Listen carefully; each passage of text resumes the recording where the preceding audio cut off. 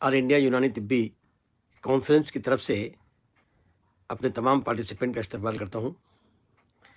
मुझे खुशी है कि हकीम अजमल ख़ां ने तिब्बी यूनानी के फ़रोग़ और उसके तरक्की के लिए जो ऑर्गेनाइजेशन बनाया है, all India Unani Tibbi conference, इसी से हमारे तमाम साथियों को जोड़ने के लिए हम लोगों ने ये प्लेटफ़ॉर्म मुहैया कराया है, ताकि तिब्बी यूनानी के फ़रोग़ के लिए और उसके एक्सप्लोरेशन के लिए हम एक लेक्चर का सीरीज़ स्टार्ट कर सकें और उसके अंदर तमाम अपने साथियों को जोड़ें। और उसमें हमारे ऐसे साथी जो अपना एक्सपीरियंस शेयर करना चाहते हैं, वो दिलचस्पी रखना चाहते हैं, तो हम उनको भी मौका देंगे कि वो हमारे इस सीरीज़ से जुड़ें और अपने एक्सपीरियंस को शेयर करें।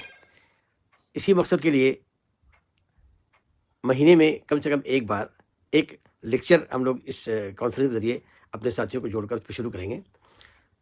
सबसे पहला लेक्चर हमारे तिब्बी कॉन्फ्रेंस के जनरल सेक्रेटरी राजस्थान यूनिट के डॉक्टर मोहम्मद अकमल साहब ने अपना नाम पेश किया है, उनके ज़रिए हम लोग इसको स्टार्ट करेंगे।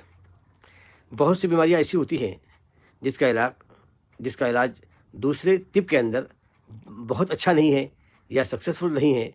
उसमें यूनानी मेडिसिन के ज़रिए से हम बहुत अच्छी तरह से कामयाबी से इलाज कर सकते हैं और इलाज हो रहा है, तो उसके बारे में अपने तमाम साथियों को, तमाम पार्टिसिपेंट को अपने एक्सपीरियंस को बताया जाएगा और जो उसका इलाज मुआवजे का जो सही तरीका है, जिस तरीके से हम उस बीमारी पे कंट्रोल कर सकें और एक कामयाब मुआलिज के तौर से हम लोग दुनिया के सामने पेश कर सकें, तो उसी के सिलसिले में ये हमारा लेक्चर का सीरीज़ होगा। लेक्चर स्टार्ट कर रहे हैं। तो हम एक बार फिर अपने तमाम साथियों का इस प्रोग्राम में शामिल होने के लिए उनका खैर मकदम और इस्तकबाल करते हैं और ख़ास तौर से डॉक्टर अकमल साहब का जो इस लेक्चर के लिए बहुत मेहनत से उन्होंने तैयार किया है और अपना एक्सपीरियंस उनका है, तो उस पे वो अपना एक्सपीरियंस को शेयर करेंगे। मैं इसी के साथ अपनी बात को ख़त्म करता हूँ और अपने तमाम लोगों का शुक्रिया अदा करता हूँ। Thank you. We are Dr. Shokatan, additional president AIUTC Rajasthan state wing. आगे बढ़ते हुए मैं इसी लेक्चर सीरीज में, जिसमें आज हमारा मौजू है इरिटेटिव बोवल सिंड्रोम।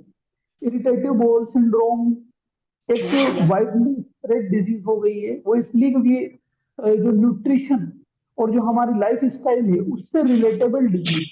ज्यादा इंतजार नहीं करवाते हुए आज के इस सेशन के इस हमारी जो लेक्चर सीरीज है, पोटेंशियल ऑफ यूनानी medicine in difficult of treating disease, तो इसके अंदर जो आज हमारा टॉपिक है IBS, उस पर एक लेक्चर के लिए हमारे जो आज के स्पीकर हैं doctor Mohammad Akmal sir, general secretary all India Unani Tibbi conference Rajasthan and the assistant professor of department of Tahaffuzi and Samaji Tib, university college of यूनानी टोंक। मैं उनको इनवाइट करता हूं कि सर आप अनम्यूट हों और अपना जरूरी अनुभव हमारे साथ साझा करें। जनाब डॉक्टर अकमल सर। अस्सलाम वालेकुम वरहमतुल्लाहि वबरकातुहू। वालेकुम सलाम। सबसे पहले मैं सभी हजरात जो पार्टिसिपेंट्स हैं, ख़ास तौर पे जो all India Unani Tibbi conference के जिम्मेदारान हैं, उनका बहुत बहुत शुक्रिया अदा करता हूं और मशकूर हूं उनका कि उन्होंने अपने इस प्लेटफॉर्म से तिब्बे यूनानी को आगे बढ़ाने और तिब्बे यूनानी को आम लोगों की प्रैक्टिस में लाने के लिए मुझे इस लेक्चर के लिए बुलाया और मुझे इस लेक्चर को डिलीवर करने के लिए यहाँ पर मदऊ किया। मैं उसका बहुत बहुत शुक्रगुजार हूँ। इसके साथ साथ मैं इसलिए भी शुक्रगुजार हूँ कि जो चूंकि हम यूनानी से ताल्लुक़ रखने वाले लोग हैं और यूनानी की फिक्र हमारे अंदर होनी चाहिए, और ख़ास तौर पे उन बीमारियों पर जब हम प्रैक्टिस की बात करते हैं कि यूनानी जो हमारी नई जनरेशन है और जो एग्जिस्टिंग हमारे प्रैक्टिशनर्स हैं जो उसमें मेहनत कर रहे हैं, तो कभी कभी बात ये आती है कि हम कैसे यूनानी को अपनी प्रैक्टिस में अडॉप्ट करें और यूनानी की शुरुआत कैसे करें। तो मैं हमेशा ये कहता हूँ और अक्सर ये बात हमारे दरमियान आती भी है कि हम अगर शुरुआत करें तो हम उन हमारी जहाँ पर पोटेंशियल है, जहाँ पर तिब्बे यूनानी अपना बेहतर काम करती है और तिब्बे यूनानी का जो रिजल्ट्स हैं वो बहुत ज़्यादा बेहतर है, हम वहाँ से शुरुआत करें और ऐसी बीमारियों को हम कंसीडर करें, ऐसी बीमारियों को लें जो दूसरे पैथीज के अंदर या तो उनकी बिल्कुल ट्रीटमेंट नहीं है, लाइलाज हो जाती हैं, और या उनका ट्रीटमेंट इतना ज़्यादा देर पा है कि लोगों को लंबे वक्त तक दवाइयाँ खानी पड़ती हैं। उसके बाद जब भी वो दवाइयाँ छोड़ते हैं तो वो बीमारी वापस वहीं आ जाती है। इसमें खास तौर पे कई सारी बीमारियां ऐसी हैं जो बहुत डिफिकल्ट है ट्रीट करने के लिए, उसमें से एक आईबीएस भी है, इरिटेटिव बाउल सिंड्रोम। हमने अक्सर देखा है कि हमारे पास मरीज आते हैं और बहुत सारी अलग अलग सिस्टम से इलाज कराकर हमारे पास आते हैं, और उनका बहुत कोई खातिर खा उनको फायदा नहीं होता है, और परेशान हो जाते हैं। 5 साल, 10 साल, 15 साल, 20 साल तक भी इलाज कराने के बाद बहुत ज्यादा शाफी उनको इलाज हासिल नहीं होता है। और उन बीमारियों का यूनानी के अंदर बहुत बेहतर इलाज है, और बहुत कम वक्त में 3 से 6 महीने के अंदर मरीज बिल्कुल कंप्लीटली ठीक हो जाता है। तो इस तरह की बीमारियों के लिए अगर हम शुरुआत करेंगे तो इससे हमारा यूनानी की प्रैक्टिस भी अडॉप्ट करने में आसानी होगी, और हमारे मरीज जो कहीं भी ठीक नहीं होते हैं और परेशान हो जाते हैं उनको इलाज लेना भी आसान होगा, और यूनानी का प्रोपेगेशन होगा। यूनानी को ज्यादा लोग जानेंगे, और यूनानी तक रसाई उनकी, और यूनानी की उन तक रसाई ज्यादा होगी, जो हमारा पर्पस भी है कि यूनानी को दुनिया जाने और लोग जाने और हम उसको अडॉप्ट करें। तो इस सिलसिले में जो पहला लेक्चर रखने की बात आई, तो इस टॉपिक को इसलिए चुना गया कि दूसरे पैथीज के अंदर इसका बहुत अच्छा ट्रीटमेंट अभी अवेलेबल नहीं है, और यूनानी के अंदर फॉर्चुनेटली यूनानी की स्ट्रेंथ इतनी इस डिजीज के ताल्लुक से इतनी बेहतर है कि जब मरीज आपके पास आएगा तो विद इन वीक और विद इन 15 डेज आप इस बीमारी में उसके रिजल्ट्स देखना शुरू करेंगे, और हार्डली 2 से 3 महीना के अंदर मरीज कंप्लीटली क्योर होके अपने घर चला जाता है, और अपने नॉर्मल रूटीन पे वो आ जाया करता है। तो एज एन एवरेज बहुत जल्दी इसका ट्रीटमेंट हो जाता है। तो आज का जो हमारा ये टॉपिक है वो है इरिटेटिव बाउल सिंड्रोम, जिसको यूनानी के अंदर जब हम बात करते हैं तो जलकुल अमा कहते हैं। जलकुल अमा, ये जल के अमा भी इसको हम कहते हैं। इरिटेटिव बाउल सिंड्रोम बहुत कॉमनली इसको आईबीएस के नाम से लोग जानते हैं, और आईबीएस अक्सर पेशेंट डायरेक्ट ही आईबीएस डायग्नोज अपनी डायग्नोसिस लेके आएगा आपके पास और बताएगा कि साहब मुझे आईबीएस है, वो बहुत कॉमनली लोग जानते हैं। लेकिन जब यूनानी की किताबों में पढ़ेंगे इसको, यूनानी के बारे में जानना चाहेंगे कि क्या इसका इलाज है, तो हमें जलकुल अमा के नाम से या संग्रहणी के नाम से भी कहीं कहीं मिलती है, हम आप देखेंगे। अगर हम इसकी बात करें, इंट्रोडक्टरी पार्ट जब मैं बात करूंगा इसमें, तो हम दोनों चीजों को साथ साथ लेके चलेंगे कि एलोपैथ और दूसरी जो पैथीज हैं उनमें, और यूनानी के अंदर जो इसका तारुफ है वो किस तरह से हम करते हैं। तो जैसे मैंने बताया कि जरगुल अमा या जल का मतलब होता है फिसलने के। तो चूंकि इसके अंदर जितनी देर गिजा इंटेस्टाइन के अंदर या आंतों के अंदर रुकनी चाहिए उतनी देर नहीं रुकती और फिसल कर आगे चली जाती है। उसकी वजह से क्या होता है कि सेमी डाइजेशन के लिए एक वक्त चाहिए होता है आंतों के अंदर, एब्जॉर्प्शन के लिए एक वक्त चाहिए होता है। चूंकि गिजा उतनी देर रुकती नहीं है जितना उसको रुकना चाहिए, तो इसलिए गिजा आगे बढ़ जाती है, और सेमी डाइजेस्टेड फूड जो है वो आंतों के आगे रवाना हो जाता है, और सेमी डाइजेस्टेड फूड ही डिफिकेशन में या जब स्टूल पास करते हैं तो वो आधा हजम हुआ या सेमी डाइजेस्टेड या आधा कच्चा आधा पक्का इनकंसिस्टेंट जो फीकल मटेरियल है या स्टूल पास हुआ करता है मरीज को। तो जल का मतलब चूंकि फिसलने का होता है, और यही इस सिम्टम की बुनियाद पे इसका नाम रखा गया है, क्योंकि मरीज को खाना खाने के बाद कई बार छोटे छोटे दस्त उसको आना स्टार्ट हो जाते हैं नॉर्मल से ज्यादा, खास तौर पे 3 एपिसोड से ज्यादा पर डे उसको ऐसा होता है, तो उसको हम जलगुल अमा कहते हैं। A functional bowel disorder in which abdominal pain is associated with defecation or change in bowel habit। ये थोड़ा मॉडर्न का कॉन्सेप्ट है इसमें, और आप देखेंगे कि बहुत अलग कोई इसमें डेफिनेशन ऐसी है नहीं कि इसमें फंक्शनल एबनॉर्मेलिटी होती है जो नॉर्मल फंक्शन है आंतों का, और 24 घंटे में एक बार स्टूल पास करने का, उस फंक्शन में एबनॉर्मेलिटी आ जाती है, यानी कि आंतों के अंदर जो 24 घंटे में स्टूल पास होना चाहिए उससे ज्यादा बार होता है, और दूसरा जितनी देर गिजा रुकनी चाहिए इंटेस्टाइन के अंदर उतना देर नहीं रुकती है, तो फंक्शनल एबनॉर्मेलिटी इसके अंदर आ जाती है। मॉडर्न भी तकरीबन इसी तरह बात करती है। जहां तक इसकी इंसिडेंस रेट अगर आप देखेंगे कि लोगों में कितने परसेंट लोग ऐसे हैं, तो इंडिया के अंदर आप देखेंगे तो 3 से 20% एक इन जनरल एक आम क्राइटेरिया है कि जो पॉपुलेशन है हमारी, अगर आप देखेंगे तो 3% से 20% के आसपास लोग ऐसे हैं जिनको आईबीएस के सिम्टम्स आते हैं, और आईबीएस माइल्ड मॉडरेट या सीवियर केसेस के अंदर उनके अंदर मिलती है। तो कुछ लोगों में बहुत माइल्ड सिम्टम्स पाए जाते हैं, उसको कंसिडर भी नहीं करते। वो एक दो बार अगर किसी को स्टूल आता है महीने में 1 या 2 या 3 बार, तो वो उसको कंसिडर नहीं करते हैं और उसको बहुत लंबे वक्त तक बीमारी को इलाज भी नहीं कराते, वो चलता रहता है। तो जहां तक इस बीमारी का ताल्लुक है इंडिया के अंदर 3 से 20% लोग ऐसे हैं जिनके अंदर ये बीमारी के सिम्टम्स या अलामत मिलती हैं। फीमेल्स इसके अंदर ज्यादा अफेक्टेड होती है बनिस्बत मेल के। ये इसका जब आप देखेंगे तो पेशेंट्स का जो आपके पास फुटफॉल होगा या पेशेंट जो आएंगे तो उनमें ज्यादा जो डोमिनेंसी होगी वो फीमेल्स की होगी। खास तौर पे 1:3 का रेशो है, यानी कि मेल 1 और फीमेल 3 इसमें अफेक्टेड हुआ करते हैं।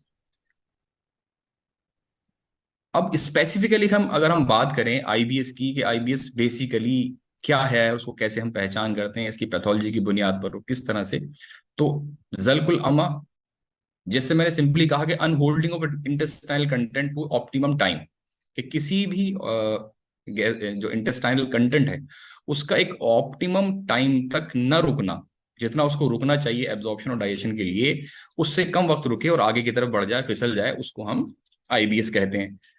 इसमें इससे होता क्या है, इसका इफेक्ट क्या होता है कि जब गिजा एक टाइम तक नहीं रुकती जितना उसको रुकना चाहिए, तब क्या होता है, alteration in quantity, form and consistency, ये तीन चीजें हमें देखने को मिलेगी कि जब हम छोटे छोटे स्टूल कई बार पास करेगा तो जो क्वांटिटी होनी, एग्जैक्ट क्वांटिटी 24 आवर में आउटपुट होता है, डिफिकेशन होता है, वो नहीं मिलेगा इसमें, बल्कि छोटे छोटे स्टूल्स, यानी कि क्वांटिटी कम हो जाएगी और फ्रीक्वेंसी बढ़ जाएगी, 3 से ज्यादा बार उसको जाना पड़ेगा। और इसके साथ साथ जो एक चीज इंपॉर्टेंट है वो क्या है कि जो फॉर्म ऑफ स्टूल है उसमें सेमी डाइजेस्टेड मटेरियल, जो चीजें मरीज खाएगा वो ये बताएगा कि कुछ चीजें ऐसी हैं जो एज इट इज निकल जाती हैं आंतों में, रुकती नहीं, जैसे मैंने खाया तो वो सेमी डाइजेस्टेड फूड जो है आप उसके स्टूल में पास होती है। तो फॉर्म, कंसिस्टेंसी और क्वांटिटी, इन तीन चीज में चेंजेस आते हैं जब हम आईबीएस की बात करते हैं। तो आईबीएस के पेशेंट जब स्टूल पास आउट की बात करेगा तो ये तीन चीजों के बारे में वो हमें बताएगा, अलामत अपनी बताएगा, साइन सिम्टम्स के, नंबर ऑफ स्टूल्स जो कई बार आते हैं, और फॉर्म जो है वो कच्चा पक्का आता है, बंधा हुआ स्टूल नहीं आता है, और उसकी जो कंसिस्टेंसी है वो अलग अलग होती है। इसमें हम आगे पढ़ेंगे कि इसमें कुछ केसेस ऐसे हैं जिसमें कंसिस्टेंसी हार्ड होती है, यानी कि कॉन्स्टिपेशन रहता है, और कुछ में ऐसा होता है कि कंसिस्टेंसी, फ्लूइडिटी होती है उसमें ज्यादा होती है, नर्म होती है, और उसमें उनको डायरिया ज्यादा होता है। तो ये थोड़ा सा एक वेरिएशन है इसमें, जब आगे पढ़ेंगे कि इसमें कुछ टाइप ऐसी है जिसमें कभी कभी उसको कॉन्स्टिपेशन होगा और कभी कभी उसको डायरिया होगा, या और एक के बाद एक चीजें ऐसी होती रहेंगी। तो इस तरह के भी सिम्टम्स देखने को उसमें मिलते हैं, वो हम इसको आगे पढ़ेंगे। चेंज इन द मिजाज of intestine due to any सबब, ये होगा क्यों, जो चीजें हो रही हैं किसी भी सबब की वजह से मिजाज जो है वो चेंज होगा।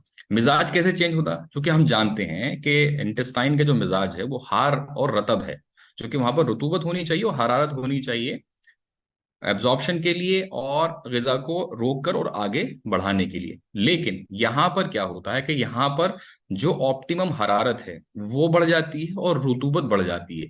तो रुतूबत बढ़ने की वजह से गिजा फिसलने लग जाती है, तो जितनी रुतूबत वहां मौजूद होनी चाहिए उससे ज्यादा हो जाती है, जिसकी वजह से गिजा फिसलने लगती है।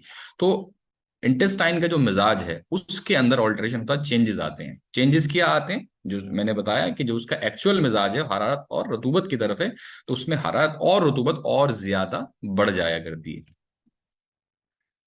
अब ये किसी भी वजह से हो सकता है, जब ये होगा उसका मिजाज चेंज होगा, कोई भी एक सबब हो सकता है, चाहे कोई खिल्त उसका सबब हो सकती है, डाइटरी चेंजेस, आप इस तरह की डाइट ले रहे हैं जिसमें ज्यादा हरारत वाली आप डाइट ले रहे हैं, तो भी उससे ये दिक्कत हो सकती है, मिजाज चेंज हो सकता है।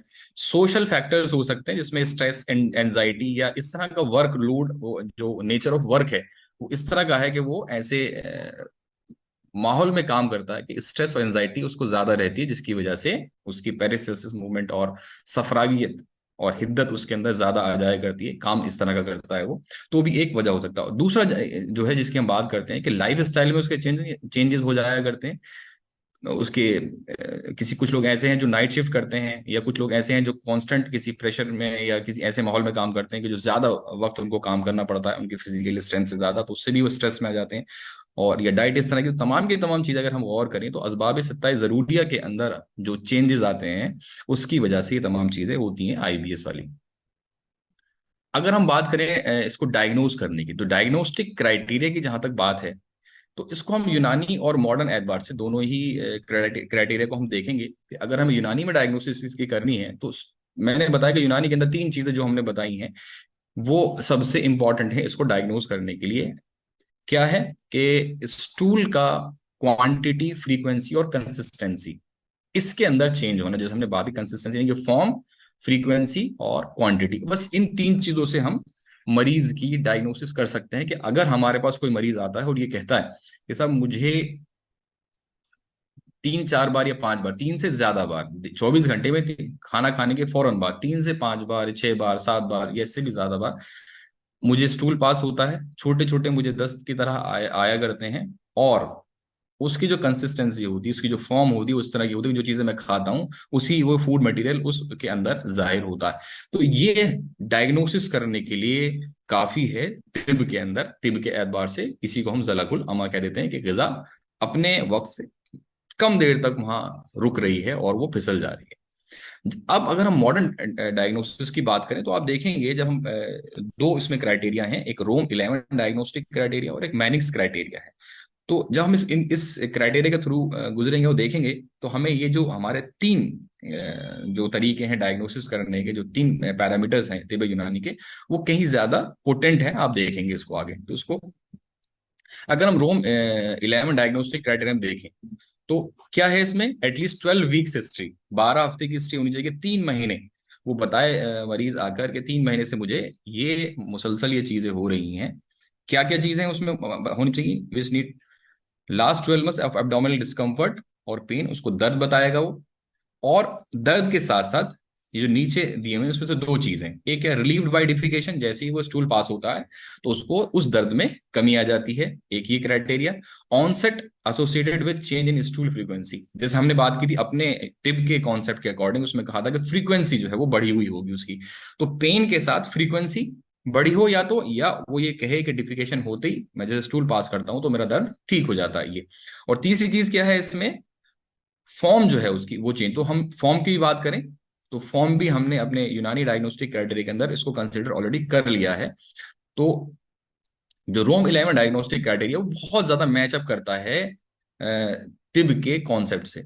इसके अलावा सपोर्टिव जो सिम्टम्स हैं इसमें रोम 11 डायग्नोस्टिक क्राइटेरिया में, वो कॉन्स्टिपेशन, अगर जैसे हमने बात की थी कि दो इसमें चीजें हमें मिलेंगी, इरिटेटिव बाउल सिंड्रोम जिसके अंदर डोमिनेंसी रहेगी कॉन्स्टिपेशन की, यानी कॉन्स्टिपेशन ज्यादा रहेगा और डायरिया कम रहेगा उस केस में। और दूसरी हमने क्या की कि कुछ आईबीएस केसेस ऐसे मिलेंगे जिसमें डायरिया ज्यादा मिलेगा, यानी पेशेंट डायरिया की शिकायत ज्यादा करेगा और कॉन्स्टिपेशन की कम करेगा। और कुछ में दोनों ही बताएगा कि एक दिन ऐसा हो जाता है और एक दिन ऐसा हो जाता है, हफ्ते में 2 दिन मुझे कॉन्स्टिपेशन रहता है, उसके बाद मुझे लूज मोशन हो जाते हैं। तो इसको मिक्स टाइप कहते हैं। और एक टाइप इसमें होती है जिसमें पेन डोमिनेंट रहता है, कि वो पेन होता है उसको, बाकी सारी चीजें कॉन्स्टिपेशन और डायरिया ये बहुत ज्यादा उससे वो परेशान नहीं करते हैं, लेकिन पेन बहुत ज्यादा रहता है, तो पेन डोमिनेटिंग टाइप होती है वो।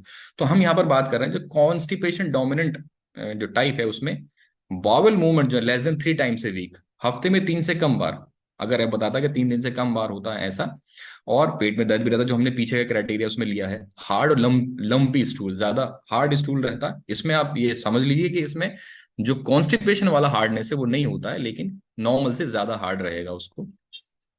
स्ट्रेनिंग ड्यूरिंग बाउल, और उसको जोर लगाना पड़ेगा जब बाउल मूवमेंट के लिए, डिफिकेशन के लिए वो जाएगा तो उसको जोर लगाना पड़ेगा। ये सपोर्टिव असेसमेंट है। ये हो भी सकते हैं और नहीं भी हो सकते हैं। अगर ये है तो हम हमारी डायग्नोसिस ज्यादा स्ट्रांग हो जाती है, अगर ये नहीं है तब भी हम डायग्नोसिस पुराने क्राइटेरिया के एतबार से कर सकते हैं।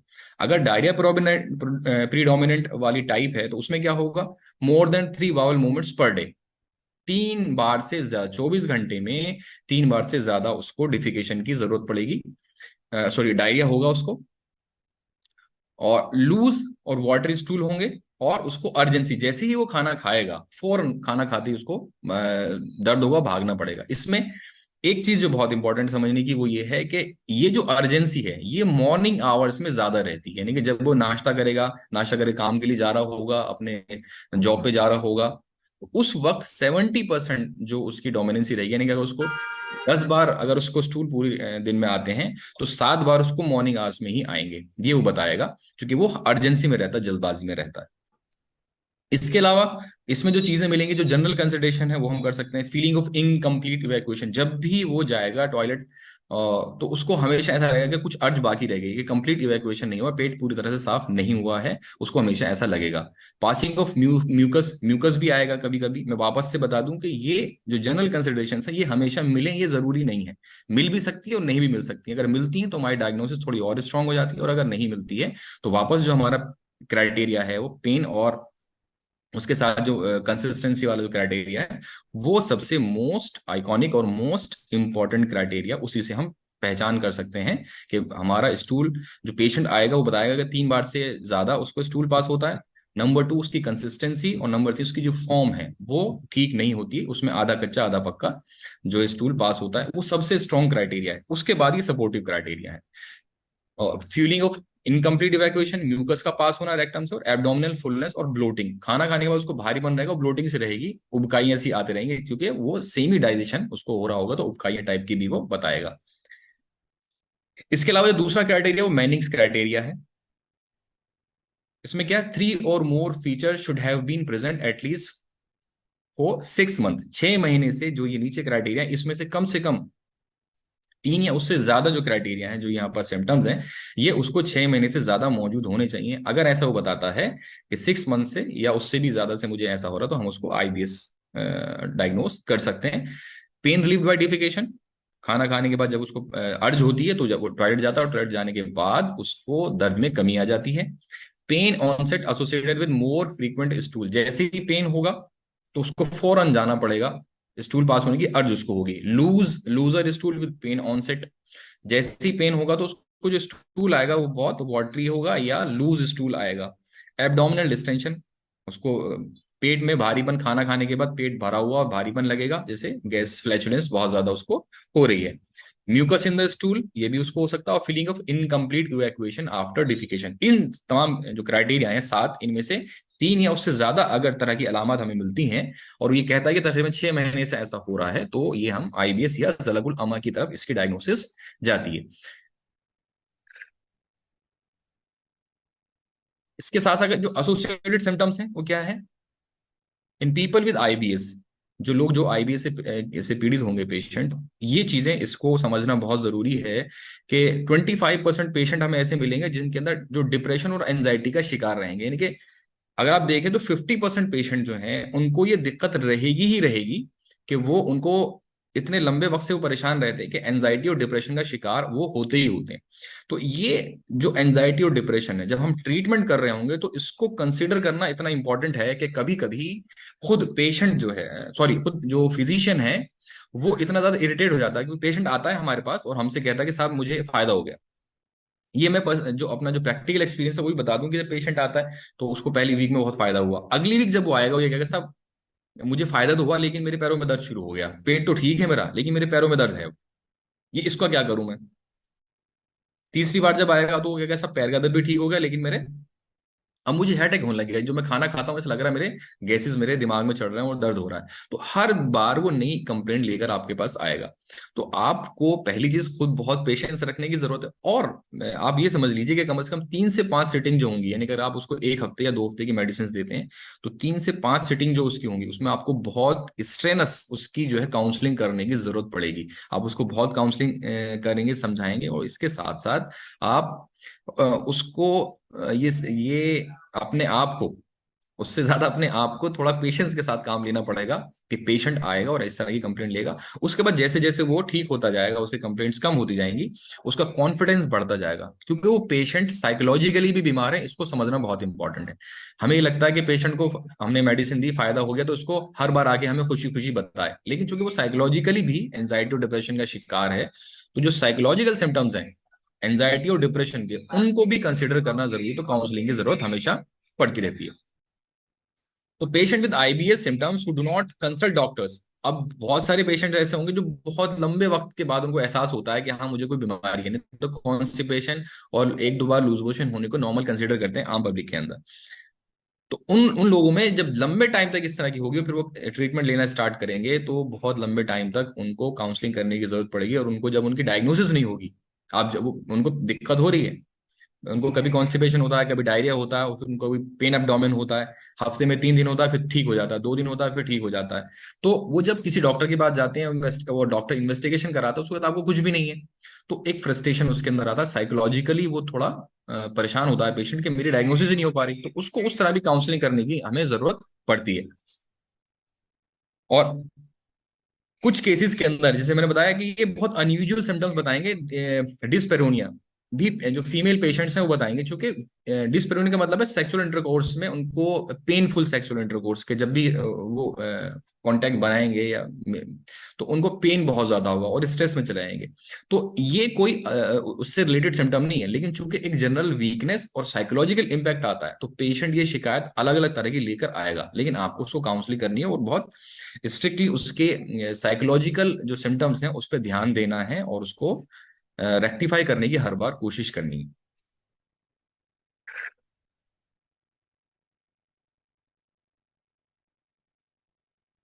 अब जैसे मैंने बताया कि जो स्ट्रेसफुल इवेंट्स हैं, पेशेंट आएगा, ठीक हो गया, 7 दिन के बाद उसको बहुत अच्छा उसको आपने ट्रीटमेंट दिया और 7 दिन या 15 दिन के बाद उसको 80-90% उसने कहा कि मुझे फायदा हो गया। घर में कोई दिक्कत आ गई या उसके काम में कोई दिक्कत आ गई, जहां वो जॉब करता है वहां पर कोई प्रेशर सिचुएशन आ गई, तो अब ये एग्रेवेट हो जाएगा, वापस हो जाएगा, तो फिर आपको आके कहेगा साहब मुझे वापस ऐसे हो गया कि मैं ठीक हो गया था लेकिन मुझे वापस अब दवाइयां असर क्यों नहीं कर रही है मेरे ऊपर।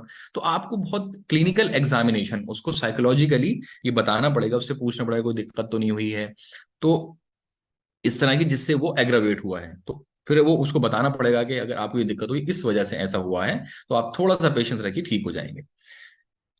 Compared with controls, people with IBS are less well educated. इसमें ये भी चीज है कि जितने लोग हैं वो एजुकेटेड कम होते हैं, इन्हीं लोगों को सिम्टम्स ज्यादा आते हैं जो कम एजुकेटेड होते हैं। अदरवाइज अगर एजुकेटेड लोग हैं तो वो बहुत कम टाइम में ट्रीटमेंट सीख कर लेते हैं, ट्रीटमेंट लेने के लिए वहां तक चले जाते हैं।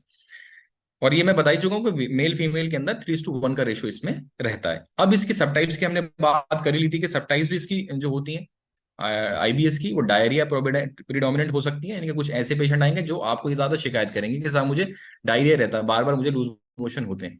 कुछ ऐसे होंगे जिससे भी कहेंगे साहब मुझे कॉन्स्टिपेशन ज्यादा होता है और मैं नॉर्मल जाता फिर कॉन्स्टिपेशन हो जाता है। कुछ ऐसे होंगे जो मिक्स सिम्टम देंगे कि दोनों ही होते हैं, और कुछ ऐसे होंगे जो पेन को प्रिडोमिनेटली बताएंगे कि मुझे दर्द बहुत ज्यादा रहता है, खाना खाने के बाद दर्द बहुत ज्यादा रहता है मुझे। तो कुछ उस तरह के पेशेंट भी आपको इसमें मिलेंगे। तो सब टाइप्स जो है इसकी आईबीएस की ये हो सकती हैं, कुछ ऐसी जिनके अंदर पेशेंट ये शिकायत करेगा कि मुझे कब्ज ज्यादा रहता है, कुछ ऐसे होंगे जो डायरिया यानी लूज मोशन की या इसहाल की ज्यादा शिकायत करेंगे, कुछ मिक्स बताएंगे कि दोनों चीजें मुझे ये बीच बीच में होती रहती हैं, और कुछ ऐसे हैं जो दर्द को ज्यादा बताएंगे कि मुझे दर्द बहुत ज्यादा रहता है। अब हम आते हैं उसूल इलाज। जब भी हम उसूल इलाज बनाएं किसी बीमारी का तो हम हमेशा बात करते हैं कि 3 चीजें हमेशा में ध्यान रखनी। साइन सिम्टम्स जिसको हम कहते हैं, अलामात कहते हैं, कॉज उसका या रिस्क फैक्टर्स। कुछ के कॉजेज डायरेक्ट होते हैं, कुछ के रिस्क फैक्टर्स होते हैं। तो कॉज या रिस्क फैक्टर्स उसको कंसीडर करते हुए, ध्यान में रखते हुए हम उसका उसूल इलाज बनाएंगे, और पैथोलॉजी या माहियत मर्ज उसको ध्यान में रखते हुए हम उसका उसूल इलाज मुरतब करेंगे या बनाएंगे। तो 3 चीजें हमेशा तिब्बत यूनानी इस बात की को कहती है कि जब भी आप उसूल इलाज बनाएं आपके जहन में 3 चीजें होनी ही चाहिए, और इस बुनियाद पर हम उसूल इलाज बनाते हैं। साइन सिम्टम्स, सबब या रिस्क फैक्टर्स, और पैथोलॉजी यानी कि माहियत मर्ज।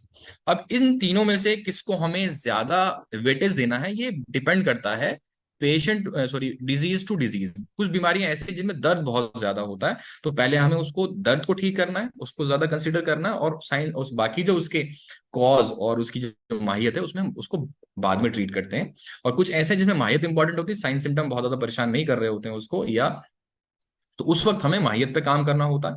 तो इन तीनों में से हमें कौन से पे ज्यादा काम करना, कौन से पे कम काम करना है, ये डिजीज की सीवियरिटी पर डिपेंड करता है। अब ट्रीटमेंट अप्रोच क्या रहेगी इसमें, मैं हमेशा कहता हूं कि और अतिब्बा इसके बहुत ज्यादा स्ट्रांगली इसको रिकमेंड करते हैं।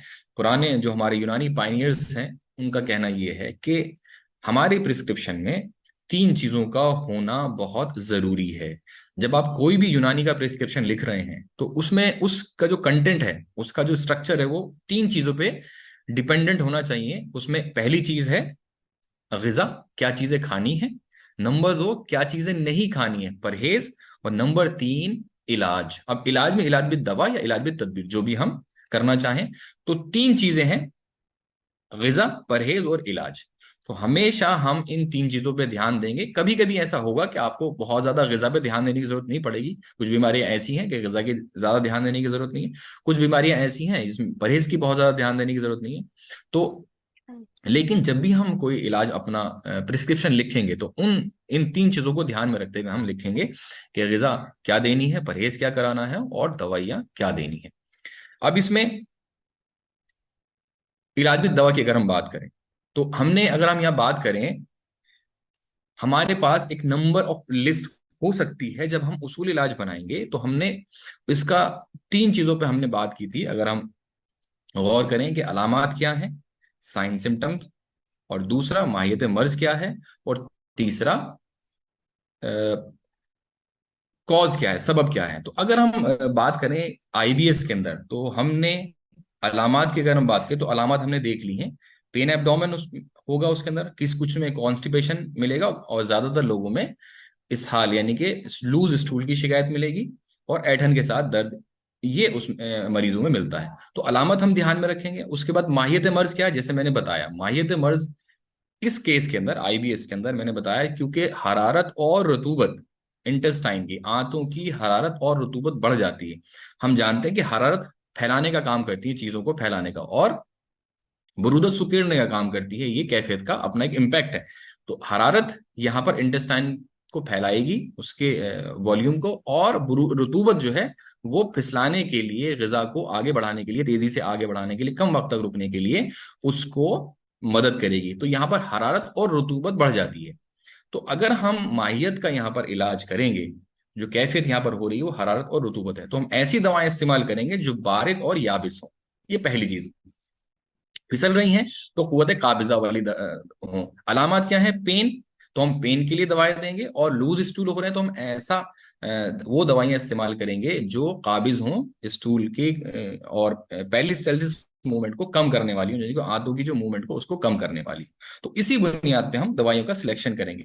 तो पहले हम दवाओं की लिस्ट देख लेते हैं कि कौन कौन सी दवाएं, जैसे हमने बात की कि हमें अब वो दवाएं चूज करनी है, चूंकि इसकी माहियत क्या है, माहियत ये है कि हरारत और रतूबत इसके अंदर बढ़ रही है आंतों की। तो हमें क्या करना है, बारिद और याबिस दवाएं इस्तेमाल करनी है। तो अगर हम मुरक्कबात में देखें तो जवारिश शाही, जवारिश अनारें, जवारिश आमला, जवारिश मस्तगी, शरबत हब्बुल आस, शरबत बेलगिरी, माजून संगदानाए मुर्ग, ये तमाम की तमाम दवाएं अगर आप गौर करें तो इन तमाम की तमाम दवाओं का जो मिजाज है, चाहे शाही हो, अनारैन हो, आमला हो, ये हाबिस काबिज यानी कि इनका बारिद याबिस मिजाज है। तो चूंकि उसकी जो हमने पैथोलॉजी पढ़ी है, माहियत पढ़ी है आईबीएस की, वो क्या पढ़ी है, हरारत और रतूबत। तो हमने इलाज में जिद करना है मिजाज को दुरुस्त करने के लिए, उसके अपोजिट मिजाज की दवाएं हमें इस्तेमाल करानी है depending on the severity of the disease. तो इसमें एक जो कुछ दवाएं ऐसी हैं जो मिजाज के अकॉर्डिंग काम करती हैं, कुछ दवाएं ऐसी हैं जो अदविया मखसूसा हैं। अदविया मखसूसा इसमें जैसे माजून संगदाना मुर्ग है, आंतों की जो है तकवियत करती है। और तकवियत कैसे करती है कि जो उसकी कुव्वत मासिका कमजोर हुई है, 4 कुव्वतें जो होती हैं आंतों की, जाजिबा, मासिका, दाफिया और हाजिमा, इन 4 कुव्वतों के में से किसी भी कोई एक कमजोर होती है तो आंतें कमजोर हो जाती हैं। यहाँ पर क्या हो रहा है कि कुव्वत मासिका कमजोर हो रही है उसकी, और जिसकी वजह से ग़िज़ा फिसल रही है। तो हमने उसके अपोजिट मिजाज की दवाएं यहाँ पर ऐड की हैं। तो ये उसके साथ साथ हब्बे पपीता है, हब्बे नरकचूर है, हब्बे राल है, हब्बे पेचिस है, कुर्स गुलनार है, कुर्स मालती बसंत है, कुर्स जरिश्क है, कुर्स कुश्ता हफ्सुल हदीद है।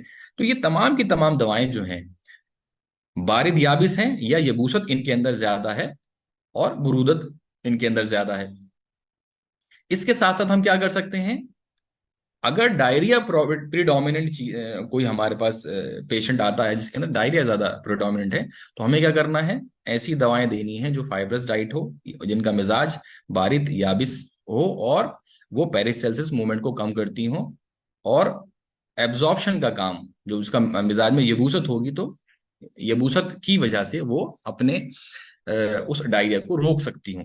तो इसमें डाइटरी फाइबर यूज करें। और लेकिन कभी कभी इसमें एक चीज और समझने की ये है कि जब हम मिजाज की बात करते हैं, कुछ लोग ऐसे होते हैं कि वो जो फाइबरस डाइट यूज कर रहे हैं वो स्पेसिफिक फाइबर को एलर्जिक होते हैं, या स्पेसिफिक फाइबर को डाइजेस्ट नहीं कर पाते हैं। तो ये होगा कभी कभी कि कुछ दवाओं का मिजाज बारिद होगा, लेकिन स्पेसिफिकली उस इंसान में के अंदर उसकी टॉलरेंस पावर नहीं होगी। तो ये इसलिए हमें वो दवा चेंज करने की जरूरत है। मिसाल के तौर पे कोई इंसान जवारिश आमला को टॉलरेट नहीं कर पाता है, और उसको उससे एलर्जी है, या उससे वो उसको टॉलरेंसी पावर उसकी नहीं है, तो आप अनारन इस्तेमाल करा दीजिए। तो दोनों बारिद मिजाज की हैं, लेकिन कभी कभी आपको ऐसा मिलेगा कि एक बारिद मिजाज की दवा स्पेसिफिकली एक इंसान के अंदर वो उसकी टॉलरेंस नहीं है, या उसको वो हमें फायदा हासिल नहीं हो रहा है जो दूसरों में होता है, तो हमें उस वक्त बदल देनी चाहिए।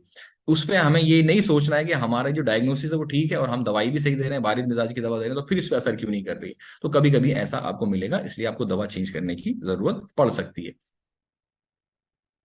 इसके अलावा कभी कभी कॉन्स्टिपेशन प्रिडोमिनेंट जब मिलेगा, तो इसमें जो नुक्ता है समझने का वो ये है कि आप कभी भी, अगर कॉन्स्टिपेशन वाला पेशेंट आता है जिसको कॉन्स्टिपेशन ज्यादा रहता है और लूज मोशन कम रहते हैं, तो कभी भी आपको स्ट्रॉन्ग मुलय्यनात इस्तेमाल नहीं करने, हल्के मुलय्यन दवाएं, हल्की मुलय्यन गजाएं ही इस्तेमाल करनी है, क्योंकि यहाँ पर आते कमजोर होती हैं। तो कॉन्स्टिपेशन की तरह जो एक्चुअल कॉन्स्टिपेशन में हम इलाज करते हैं उन दवाओं से जो मुलय्यन होती हैं, यहाँ पर वो दवाएं हमें इस्तेमाल नहीं करनी है। हमें यहाँ पर लाइट किस्म की दवाएं इस्तेमाल करनी है, लाइट मुलय्यनात इस्तेमाल करने हैं। स्ट्रॉन्ग और स्टिमुलेंट जो दवाएं हैं, जो ज्यादा सकील और जो ज्यादा पावरफुल मुलय्यन दवाएं हैं, उन दवाओं को इस्तेमाल करने से यहाँ पर नुकसान ज्यादा होगा, फायदा नहीं होगा, क्योंकि यहाँ पर आते ऑलरेडी कमजोर हैं।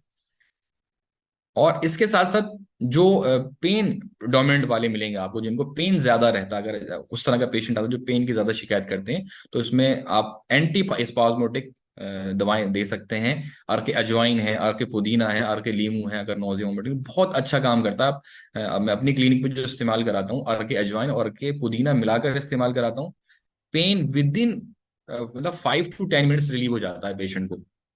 इतना जो है इसका अच्छे रिजल्ट्स हैं। तो एंटी स्पाज्मोटिक भी इस्तेमाल करा सकते हो, इनमें से कुछ भी आप, अर्के लीमू है, पुदीना है, अजवाइन है, इस्तेमाल करा सकते हैं। और कभी कभी सिर्फ आप अगर हल्की तकमीद कर दें, उससे अजवाइन की पोटली बनाकर उसकी तकमीद ही कर दें, गर्म सिकाई कर दें, उससे भी मरीज को फायदा मिल जाता है इसमें। डाइटरी चेंजेस क्या क्या है, हमने बताया कि डाइटरी चेंजेस इसलिए जरूरी है कि जो कॉज है उसका, जो रिस्क फैक्टर्स है, यानी कि कोई ऐसा मरीज है जिसने बहुत ज्यादा स्पाइसी फूड खाई है, स्पाइसी फूड इस्तेमाल करता है, उसकी जो है चेंजेस करने जरूरी है कि हमें उसका स्पाइसी चेंज कम करने पड़ेंगे, और ऐसी गजाएं उसमें ऐड करनी पड़ेंगी जो फाइबरस हों और जिनका मिजाज सर्द और सर्दी की तरफ हो। गर्म गजाएं और जो चरपरी गजाएं हैं वो हमें उसको बंद करनी पड़ेंगी। डाइटरी चेंजेस हमें उस तरह के करने पड़ेंगे जिससे जिससे उसकी हरारत, जो आंतों की हरारत है, वो न बढ़े। यानी कि आंतों में बरूदत लाने वाली दवाएं हम उसको इस्तेमाल करेंगे। प्रोबायोटिक्स इस्तेमाल करा सकते हैं, दही का इस्तेमाल करा सकते हैं, कुछ में दही सूट करती है, कुछ में नहीं भी करती है। छाछ का इस्तेमाल करा सकते हैं आप, और दूसरी जो ठंडे मशरूबात हैं उनका इस्तेमाल करा सकते हैं। एंजाइटी अगर पेशेंट को, तो शरबत अहमद शाही इस्तेमाल करा सकते हैं। इसके साथ साथ जो डाइटरी चेंजेस हैं वो आपको कॉमनली करने होंगे, जिस तरह की डाइट उसको दिक्कत करती है, और एलर्जिक डाइट है, डाइट इंटॉलरेंस वाली जो चीजें हैं जिससे उसको दिक्कत होती है, तो उसको चेंज करना है। और जो इसके एक्चुअल कॉज हैं, रिस्क फैक्टर्स हैं, जो चरपरी स्पाइसी फूड है, उसको स्पेसिफिकली आपको बंद करने की जरूरत है। कभी कभी कुछ पेशेंट में आपको ऐसा मिलेगा कि पेशेंट जो गिजा है वो उसका मिजाज ठंडा है, सर्द मिजाज की, लेकिन वो टॉलरेट नहीं कर पा रहा। तो आप ये स्पेसिफिक इंटॉलरेंस है। आप उन दवाओं को जो बारिद भी हैं, या उन ग़िज़ाओं को जो बारिद भी हैं, ठंडी भी हैं, और आपको देने की जरूरत पड़ती है उसको। और चूंकि आप जानते हैं कि हार मिजाज की हैं, लेकिन कुछ लोगों में ऐसा होगा कि वो स्पेसिफिकली उनको इंटॉलरेंट होंगे वो, या उनको सूट नहीं करेगी, तो वो ग़िज़ाएं आपको उसे अवॉइड करनी है, और उसका ऑल्टरनेटिव दूसरी जो हमारे पास लिस्ट है उसको आप इस्तेमाल कर सकते हैं। एक ये मैं अपना केस बता देता हूँ। एक पेशेंट था मेरे पास तकरीबन 9 साल से, यहीं राजस्थान का ही, और इन पर्टिकुलर जयपुर से मेरे पास वो आया था। तो 9 साल से उसको आईबीएस का वो शिकार था, और आईबीएस में 9 साल से रेगुलर ट्रीटमेंट ले रहा था वो, एलोपैथ का। यहाँ पर कोई डॉक्टर है एलोपैथी का। तो लेकिन जब उसने कहा कि मैंने 1 हफ्ते के लिए दवाइयां छोड़ी हैं, तो वापस जो मेरी कंडीशन थी वो 9 साल पहले जैसी ही हो गई। तो मेरे पास फिर जब वो आया, फिर मैंने उसको देखा, और उसके जो सिम्टम्स थे वो abdominal pain, anxiety, excessive gas, weight loss, fatigue and sleep disturbances, mucus in stool, loose stool episode, urge to defecate soon after the each meal। बिल्कुल क्लासिकल सिम्टम्स थे। और चूंकि इतने लंबा टाइम हो गया था मरीज को, तो उसको एंजाइटी का शिकार होना लाजमी था, यानी कि साइकोसोमेटिक डिसऑर्डर तो उसको होने ही थे, क्योंकि इतने लंबे वक्त से एक बीमारी से कोई भी अगर परेशान रहता है और इतने लंबे वक्त तक दवाइयां खाता है, तो फिजिकली, सोशली और इकोनॉमिकली वो बहुत ज्यादा सेचुरेट होने लग जाता है। पैसा भी बहुत खराब होता है, और उसको आना जाना, जयपुर से यहाँ से आना जाना, और हर बार डॉक्टर को दिखाना, ये एक अपने आप स्ट्रेस का सबब होता है। तो एंजाइटी भी उसको थी। उसको फिर जो यूनानी ट्रीटमेंट दिया, ये मेरा बिल्कुल जवारिश शाही 7 ग्राम 1.5 चम्मच के आसपास सुबह शाम दी मैंने उसको। माजून संगदाना है मुर्ग, रात में एक बार, और हब्बे राल 2 सुबह शाम, और शरबत हब्बुल आस। बिल्कुल स्पेसिफिक ट्रीटमेंट है। बारिद दवाएं देनी है उसको, बारिद याबिस दवाएं उसको इस्तेमाल कराई। और ये आपके सामने 60% रिलीव आफ्टर 1 वीक। एक हफ्ते के बाद उसने आके मुझसे बताया कि सर मैं 60% ठीक हो गया हूँ। उसके बाद 3 वीक उसकी कंटिन्यू करी और 90% रिलीव था उसको। उसके बाद हमने उसको 1 महीने की दवा दी तकरीबन, तो तकरीबन 3 महीने में ये पेशेंट कंप्लीट रिलीव हो गया और कंप्लीटली ठीक हो गया। अब लास्ट में जो मैं बात कहना चाहता हूँ, एक मैसेज ये है कि इससे पहले में कि मैं अपना ये लेक्चर खत्म करूं, कि मैं ये हम हमारे अंदर ये चीज होनी, पर्टिकुलरली मैं ये चाहता हूं कि जब हम अपनी क्लिनिकल सेटअप करें तो हमारे पास हमारे क्लिनिकल सेटअप में ये कुछ किताबें ऐसी हैं जो होना लाजमी है, होनी ही चाहिए। क्योंकि जब भी हम यूनानी प्रैक्टिस स्टार्ट करेंगे हमेशा किताबों की जरूरत पड़ती है, कभी कभी हमें ये किताबें पढ़ते रहना ही चाहिए, तभी हम अपने आप को अपडेट कर पाएंगे। तो जो क्लिनिकल पॉइंट ऑफ व्यू से अगर आप देखें तो इफादत मसीहुल मुल्क हकीम अजमल खां की एक शानदार किताब है, आप इसको पढ़िए। सिम्टमेटिक अप्रोच है, आपके पास जैसे पेशेंट आके बोलता है बिल्कुल वैसे पेशेंट को क्या दिक्कत हुई, उसने कंप्लेंट बताई, डायग्नोसिस और ट्रीटमेंट बहुत ही सिंपल है क्लिनिकल पॉइंट ऑफ व्यू से। आप इस किताब को पढ़ें और 5-7 बार पढ़ के इसको देखें। आपको जब आप पढ़ लेंगे तकरीबन 250 से 300 केसेस इसके अंदर हैं, तो आपको मैं ये समझता हूँ कि 60-70% जो यूनानी का ट्रीटमेंट आपको इससे करना आ जाएगा। और इसके साथ साथ जो मुफरदात की किताब है, इफ्तिखारुल मुफरदात जो किताब है वो बहुत शानदार है। आप देखेंगे उसमें पिक्चर्स के साथ और बहुत शॉर्ट फॉर्म में, बहुत कंसाइज वे में उसको अद्विया को एक्सप्लेन कर रखा, तो आपको समझना बहुत आसान होता है। मगजुल मुफरदात हकीम कबीरुद्दीन की आप पढ़ सकते हैं, बहुत शानदार किताब है। किताबुल मुरक्कबात हकीम जिल्लुर रहमान साहब की मैं पर्सनली मैं खुद पढ़ता हूँ, और हमें सबको पढ़नी ही चाहिए। हमारी जो है अपनी क्लिनिक पे ये किताब जरूर होनी चाहिए, भी हमें टाइम मिले उठा के पढ़ लें हम। और शरहजबाब इक्सिर आजम, अगर आपका थोड़ा इंटरेस्ट जागता है इन 3 किताबों को पढ़ने के बाद, तो फिर आप थोड़ा डिटेल में अगर किसी भी बीमारी को पढ़ना चाहते हैं और नॉलेज अपडेट करना चाहते हैं, तो आप शरहजबाब इक्सिर आजम जो हकीम शरीफ खान साहब की, इसको अपनी ये 4 किताबें तो आप ये समझिए कि मस्ट है। अगर आप इनको थोड़ा मुताला शुरू कर दें तो इंशाल्लाह तिब की तरफ और यूनानी की जो प्रैक्टिस है वो आपके लिए बहुत आसान हो जाएगी। इसके साथ ही मैं अपना लेक्चर खत्म करता हूँ, और जो भी क्वेरीज क्वेश्चंस हैं मैं अवेलेबल हूँ उसके लिए। अगर किसी कोई क्वेरी है तो आप पूछ सकते हैं। जी, मेरा सवाल ये है आपसे कि जी। क्या ये जो है यूनानी के हिसाब से भी ये एक साइकोसोमेटिक डिसऑर्डर है, आईबीएस, या यूनानी में इसका जो वजह है वो कुछ और है? नहीं नहीं, बिल्कुल इसमें क्या है जो मैंने जैसे बताया ना, देखिए माहियत या पैथोलॉजी जो है, पैथोलॉजी इसकी है हरारत और रुतूबत। और वो हरारत और रुतूबत यानी कि सिक्रीशंस इन इंटेस्टाइन किसी भी वजह से बढ़ सकते हैं। आप डाइट उस तरह की लें तब भी बढ़ सकता है, या साइकोसोमेटिक कोई डिसऑर्डर है यानी कि आपको नींद प्रॉपर नहीं आती है, या आप स्ट्रेस में रहते हैं, तो स्ट्रेस की वजह से बहुत सारे जो हमारे एंजाइम्स हैं, बहुत सारे हार्मोनल इम्बैलेंस होते हैं और एंजाइम्स रिलीज होते हैं, इंटेस्टाइनल एंजाइम्स जो हैं वो डाइजेस्टिव एंजाइम्स और रिलीज होते हैं, उसकी वजह से भी पेरिसेल्सिस मूवमेंट बढ़ जाती है। तो स्ट्रेस और एंजाइटी टिब के अंदर भी इसका एक बड़ा कॉज है जो चेंजेस करता है मिजाज में इंटेस्टाइन के। और इसके साथ साथ अगर ये बीमारी लंबे वक्त तक रहती है, तो इस बीमारी के लंबे वक्त तक रहने की वजह से भी स्ट्रेस और एंजाइटी डेवलप होती है। तो ये हमें दोनों ही चीजें, दोनों ही कंडीशन में हमें स्ट्रेस और एंजाइटी को कंसिडर करना और इसका ट्रीटमेंट करना लाजमी हो जाता है। तो तिब के अंदर भी ये कहा जाता है कि इसका कॉज एंजाइटी या ज्यादा सोचना या नींद नहीं आना, यानी कि असबाब सत्ता जरूरिया में जो खराबी हो जाती है, इम्बैलेंस हो जाता है, वो इसका एक कॉज हो सकता है। तो उसमें अगर आप असबाब सित्ता ज़रूरिया को जानते हैं तो उसमें हरकतें, हरकत वो सुकून नफसानी एक बहुत इंपॉर्टेंट सबब है, वो इसमें कंसिडर हम करते हैं, वो किया जाता है। जी डॉक्टर साहब, बस मैं सब लोगों का टाइम नहीं लूंगा, बस एक और सवाल इसमें से आ रहा है। तो जी। जो आपने मेडिकेशन हमें बताया है उसमें आपने नफसानी इलाज के लिए कुछ हम्म। हमें जो ओरल मेडिकेशन देना है, एक तो आपने हम्म। इलाज बिल तदवीर से बता दिया, जी। और दूसरा जो है ओरल मेडिकेशन भी इसमें ऐड करना है क्या? हाँ, अगर आपको लगता है कि पेशेंट एंजाइटी में है, तो मैंने बताया कि आपको ध्यान हो, मैंने शरबत अहमद शाही का जिक्र किया, शरबत अहमद शाही देते हैं।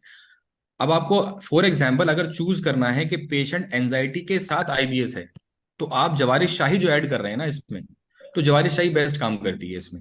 और आपको लगता है कि पेशेंट को एंजाइटी नहीं है, तो आप आंवला भी दे सकते हैं, अनारन भी दे सकते हैं, तो वहां बुरूदत और यबूसत दोनों है। लेकिन अगर ऐसा पेशेंट आता है कि जिसको एंजाइटी भी है, तो जवारिश शाही बेहतरीन काम करती है। इसके साथ साथ आप शरबत अहमद शाही भी ऐड कर सकते हैं और या कुछ दवाओं शिफा भी ऐड कर सकते हैं उसके एंजाइटी के लेवल को देखते हुए। अगर हल्की फुल्की एंजाइटी है तो जवारिश शाही इज इनफ।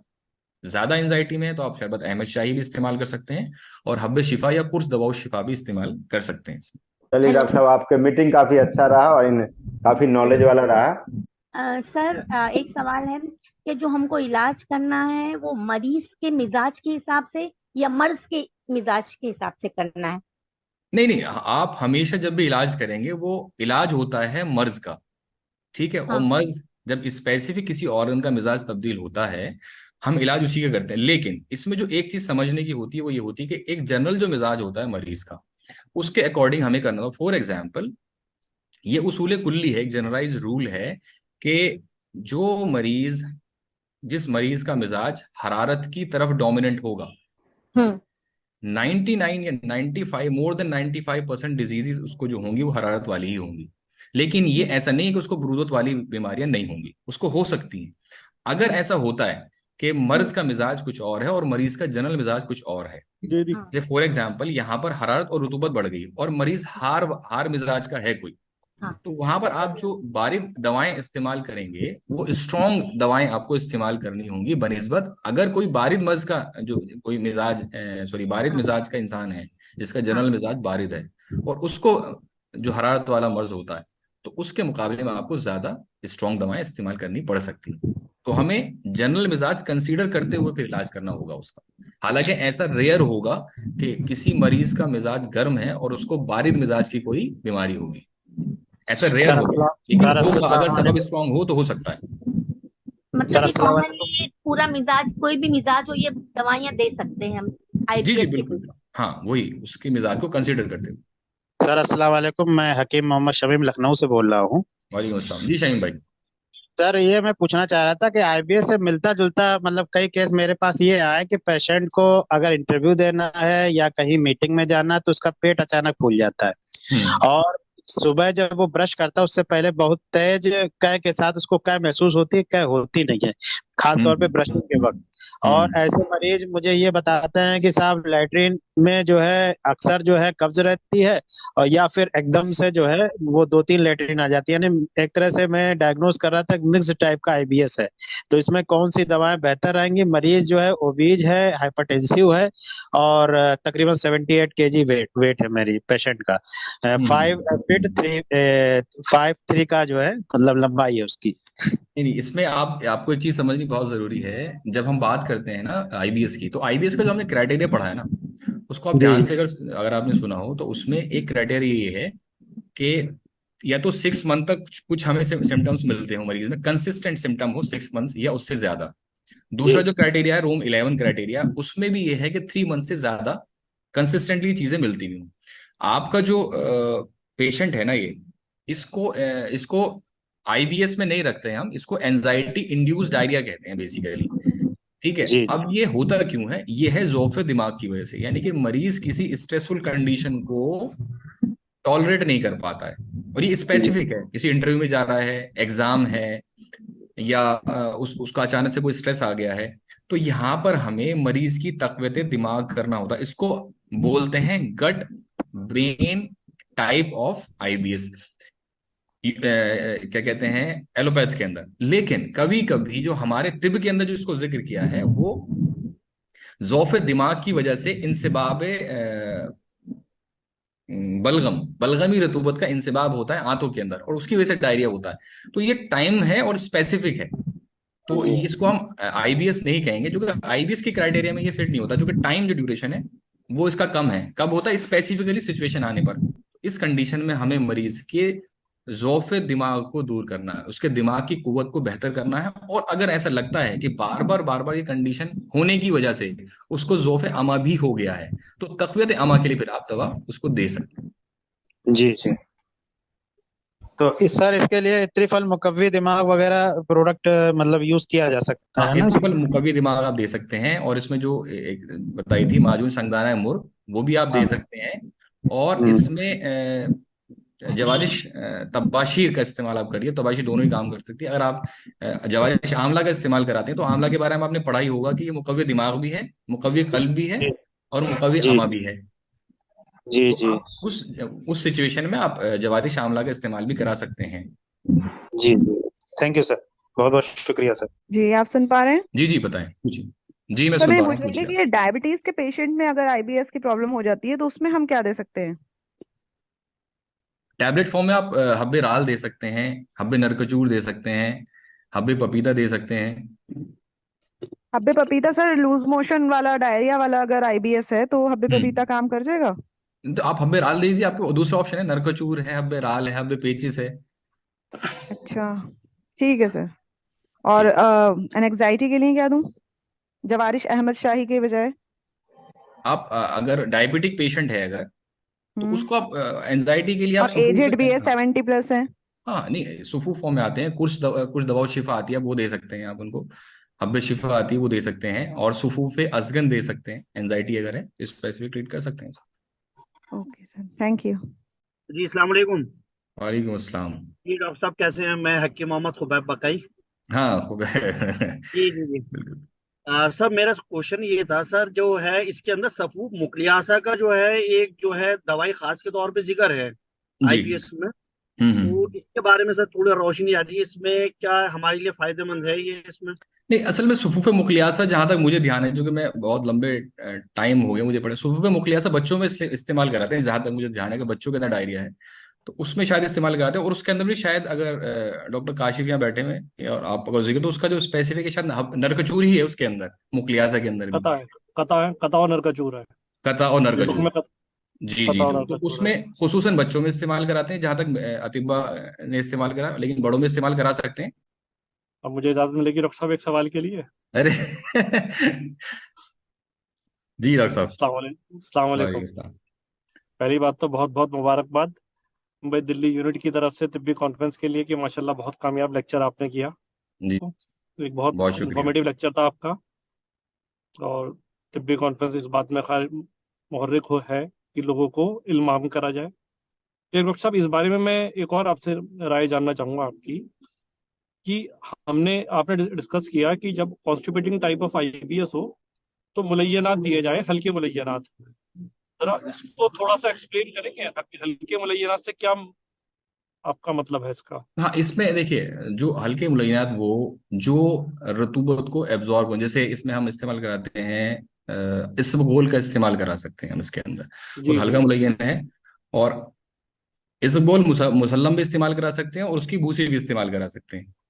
तो इस तरह के इसके मुकाबिल जो दूसरे जैसे इत्रिफल सनाई है, सना के मुरक्कबात बिल्कुल इस्तेमाल नहीं कराने हैं इसके अंदर, क्योंकि जलकुल वो अमा का उसका सहज भी है, जलक भी मुज़लिफ़ कर देगा अमा और दवा है। सहज भी कर देगा।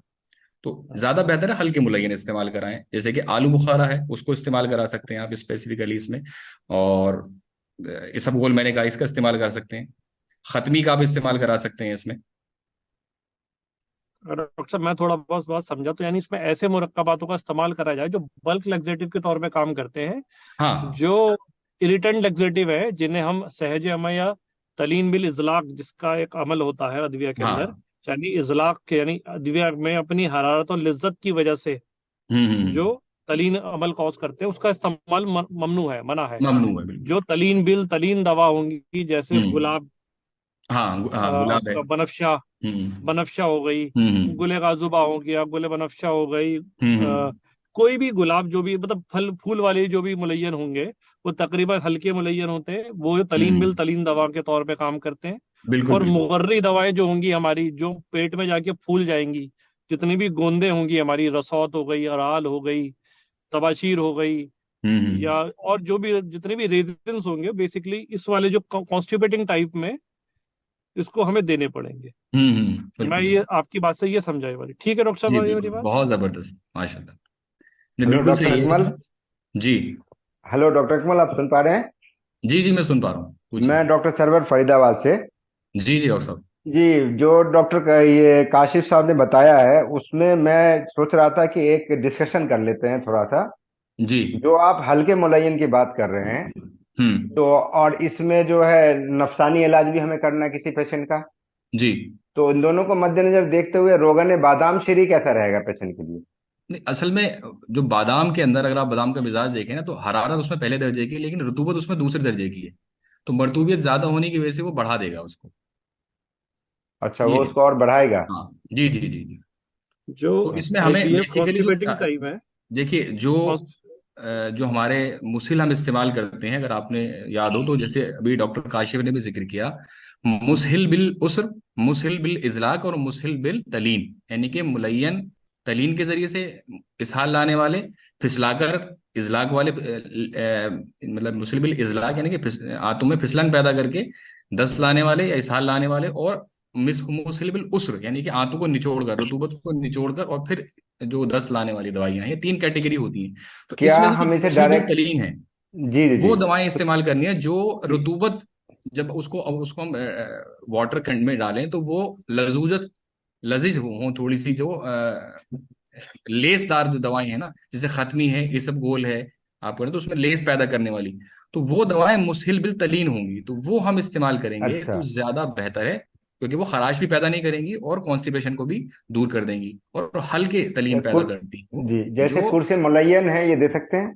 नहीं, बिल्कुल नहीं, कुर्स मुलैया नहीं वो देंगे आप, बहुत तेज हो जाएंगे। तेज हो जाएंगे, सिर्फ इसबगोल दे दिए उससे काम चल जाएगा। काम चल आप जाएगा। जी जी जी। जी जी जी, समझ गया जी। और हेलो, अस्सलाम वालेकुम सर। जवारिस में आपने जो है कुछ चॉइस ऑफ ड्रग है क्या जवारिस में? एक तो हाँ आपने बता बहुत दिया मुझे कम के लिए। बहुत, नहीं नहीं, कमूनी नहीं देना है आपको, बारिद और याबिस ठंडी जवारिशात देनी है। उसमें आंवला है, जवारिश शाही है, जवारिश अनारैन है, जवारिश जी तबाशीर है, जी जी, ये सब आप दे सकते हैं उसमें। ठीक है जी। ठीक है डॉक्टर साहब, शुक्रिया, काफी नॉलेज दिया आपने। अब बाकी लोगों का कॉल ले लीजिए आप। शुक्रिया डॉक्टर जी, साहब। हेलो, अस्सलाम वालेकुम सर। वालेकुम अस्सलाम। सर, मेरे पास एक पेशेंट था सर, आईबीएस का। मैं उसे ट्रीट कर रहा था। अभी आप जैसा हम्म। कि बताया कि मैं तो कमोनी और शाही और साथ ही साथ माजून नजा और कुर्से पुदीना दे रहा था। खैर, ट्रीटमेंट तो चल रहा था सर, अप एंड डाउन हो रहा था। लेकिन प्रॉब्लम ये है सर, मेरे को एक सवाल ये पूछना है। जो बंदा मतलब कि पेशेंट 2 से 3 साल में डिप्रेशन में है और जिसकी वजह से उसको ये हुआ है, मैंने जैसा रूल आउट किया है, तो क्या वैसे मरीजों को जैसा आपने उसूले इलाज बताया है वैसे ही जाना पड़ेगा या तनखिया दिमाग मुंजिज मुसील की तरफ जाना पड़ेगा? एक सवाल। और दूसरा सवाल मेरा ये है सर, डाइट रिस्ट्रिक्शंस जरा बता दीजिए।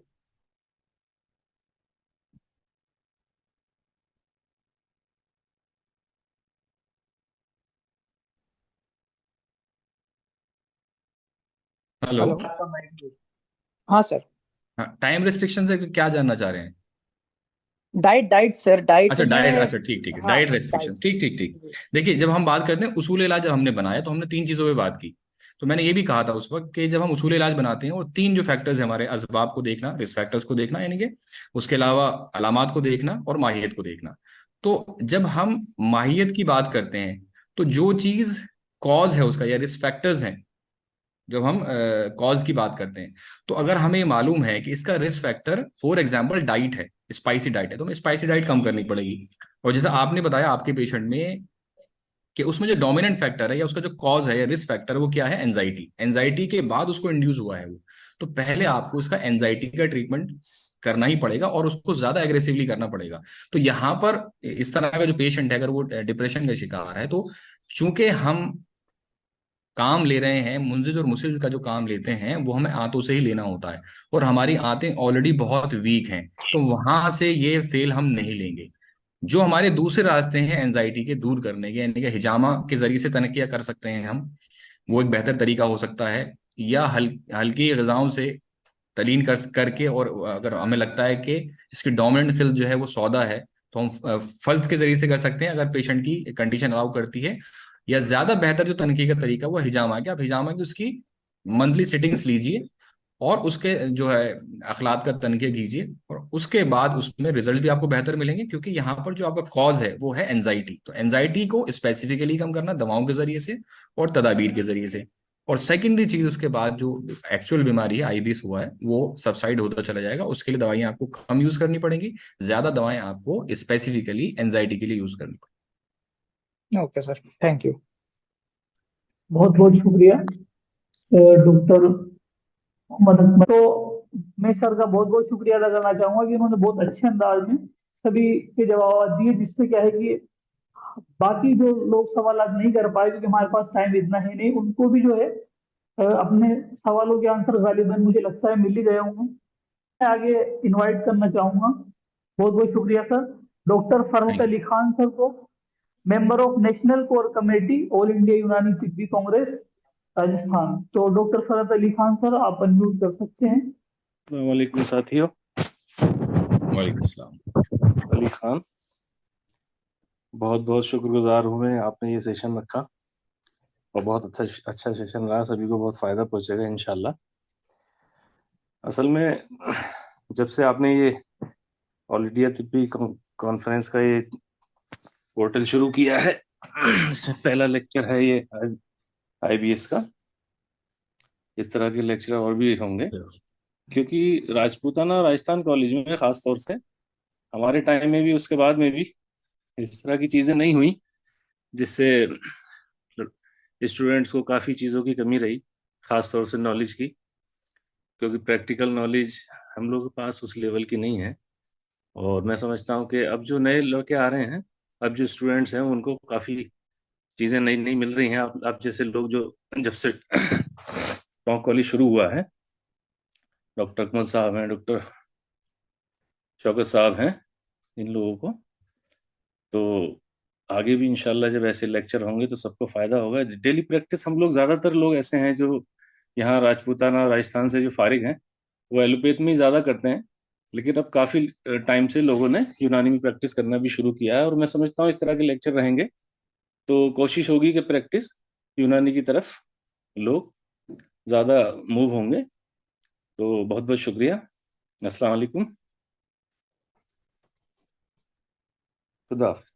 बहुत बहुत शुक्रिया sir, doctor Sharad Chaudhary sir, member of national core committee, जिन्होंने इस लेक्चर के बाद अपने जो है ख्यालात का इजहार किया और आगे कहा भी कि लेक्चर सीरीज को इंशाल्लाह ये कंटिन्यू किया जाएगा। और इसमें जो दीगर टॉपिक्स हैं, जैसे कि आज रिकमेंडेशन में आया था अल्सरेटिव कोलाइटिस, तो इस तरीके से हम रिकमेंडेशन आपके कबूल कर सकते हैं। और इसके लिए हमारे पास इस लेक्चर के बाद फीडबैक फॉर्म होगा। फीडबैक फॉर्म जो है आप सब हजरात फिल करें और उसके जरिए जो है सर डिलीट अप्रिसिएशन और आपके फीडबैक जो है हमें मिलेंगे, और उसके जरिए नेक्स्ट लेक्चर का जो टॉपिक है वो भी डिसाइड होगा इंशाल्लाह। और इसके बाद नेक्स्ट जो है, मैं सेशन को आगे की तरफ लेके चलता हूँ। इसमें हमारे साथ मौजूद है doctor Danish, doctor Danish vice president Bijnor यूनानी मेडिकल एसोसिएशन, वो हमारे साथ बने हुए हैं शुरू से। डॉक्टर दानिश, आप अपने ख्यालात का इजहार रख सकते हैं, प्लीज डॉक्टर दानिश। हेलो, अस्सलाम वालेकुम। वालेकुम अस्सलाम। सबसे पहले बहुत बहुत मुबारकबाद all India Unani Tibbi conference को, और खुसूसन हमारे उस्ताद मोहतरम डॉक्टर अकमल सर, बहुत ही अच्छा एलेबोरेट किया। हम तो इनके सामने एक तालिब इल्म की हैसियत से ही है और बहुत कुछ डॉक्टर साहब से ही सीखा है अपनी प्रैक्टिस में भी इनके बताए नुस्खे जो है इम्प्लीमेंट करते हैं। तो आईबीएस के ताल्लुक से डॉक्टर साहब ने सब कुछ एलेबोरेट ही कर दिया। अब उसमें कुछ कहना तो इस तरह से होगा जैसे सूरज को दिया दिखाने जैसा होगा। मैं कुछ पेशेंट्स की बात करूंगा जो मैं अपने वहाँ पे पेशेंट देखता हूँ, मैं यूनानी कंसल्टेंट ऐसे। तो वहाँ एक दो तीन पेशेंट मैंने देखे, उसमें एक पेशेंट का मैं जिक्र करना चाहूंगा। 26 ईयर ओल्ड मेल पेशेंट, जो कि सारे क्लासिकल सिम्टम्स आईबीएस के उनके साथ थे। 2-3 साल से वो इस प्रॉब्लम से थे और काफी एलोपैथिक मेडिसिन वो ले चुके थे, बहुत से गैस्ट्रोएंटरोलॉजिस्ट को दिखा चुके थे और तमाम अपनी इन्वेस्टिगेशन वो लेके आए थे, एंडोस्कोपी, कोलोनोस्कोपी, यूएसजी, मतलब तमाम उन्होंने जो है उनके पास जो मौजूद थी। और उसके बाद भी कोई इनको रिलीफ जो है अवेलेबल नहीं था।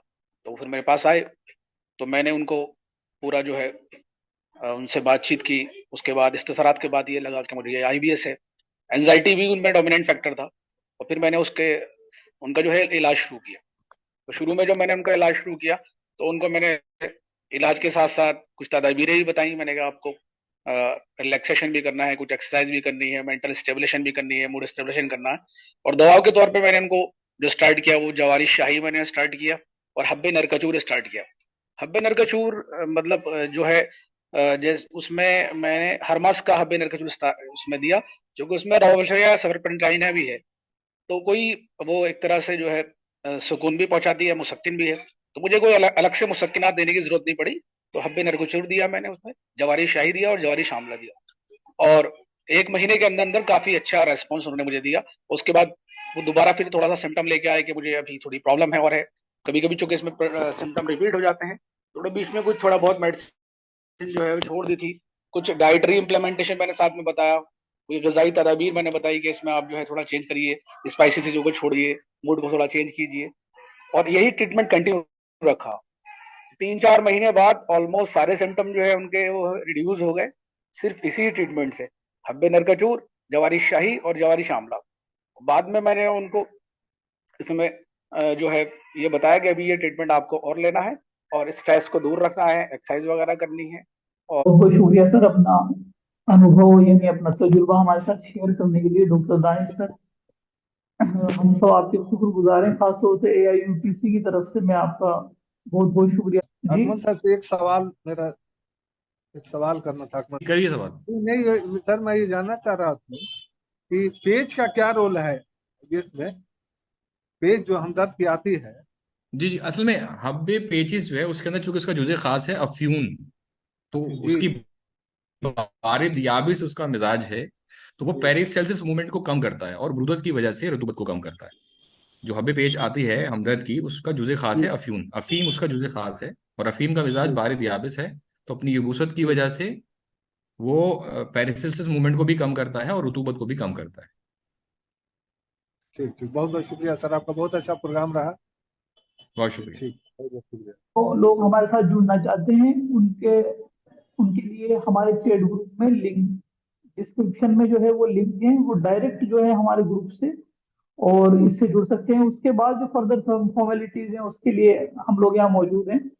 डॉक्टर इब्राहिम गोरी साहब हमारे साथ बने हुए हैं और वो अपने ख्यालात का इजहार करें। डॉक्टर साहब इब्राहिम साहब आप अवेलेबल हैं और ऑडिबल भी हैं? जी, अस्सलाम वालेकुम सभी पार्टिसिपेंट्स को। जी वालेकुम सलाम। और अकमल साहब और उनकी टीम को बहुत बहुत मुबारकबाद, इस तरह का एक बहुत अच्छा और informative disease specific programme organise करने के लिए। IBS से मुतालिक मैं सिर्फ एक दो बातें शेयर करूंगा आप सब लोगों से, क्योंकि अकमल साहब ने माशाल्लाह काफ़ी डिटेल में आपको माइयस से लेके और इलाज और तमाम चीज़ों पे माशाल्लाह बात की। चूँकि मैं प्राइवेट प्रैक्टिशनर हूँ यूनानी का अल्हम्दुलिल्लाह पिछले काफ़ी अरसे से, और मैं आप लोगों को कॉन्फिडेंस दिलाता हूँ इस बात के लिए कि अल्हम्दुलिल्लाह IBS यानी कि GIT और लीवर डिजीज के लिए यूनानी तरीका इलाज अल्हम्दुलिल्लाह बाकी पैथियों के मुकाबले काफ़ी सक्सेस और कामयाब है।